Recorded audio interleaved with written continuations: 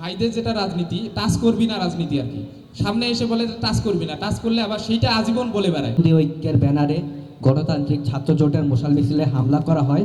সেখানে আমরা ছাত্র শিবিরের অনেক নেতাকর্মীকে দেখতে পেয়েছি এবং আমরা এটাও দেখতে পাচ্ছি যে সেদিনকার হামলায় জড়িত এমন অনেকেই শিবির সমর্থিত প্যানেল থেকে হলে যে প্রার্থী হয়েছে।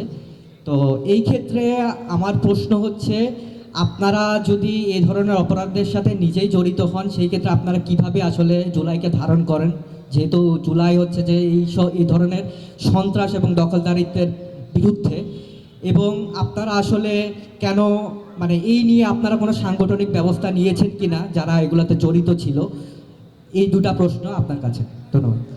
জুলাইকে ধারণ করছি বলে এই না যে আওয়ামী লীগ ছাত্রলীগের মতো যারা ফেসিস্ট তাদেরকেও আমরা ধারণ করব। আমরা ফেসিস্ট যারা আচরণ করবে তাদেরকে অবশ্যই তাদের ব্যাপারে জিরো টলারেন্স, প্রথমত এটা বলতে চাই। তাই বলে গণতান্ত্রিক ছাত্র জোট কি কোনো ফ্যাসিস্ট আচরণ করেছিল? তাই বলে আমি বলছি না, আমাকে উত্তর দিতে, তাই বলে আমরা বলছি না যে ফুয়াদ রাতুল ভাইরা ফেসিস্ট আচরণ করেছে।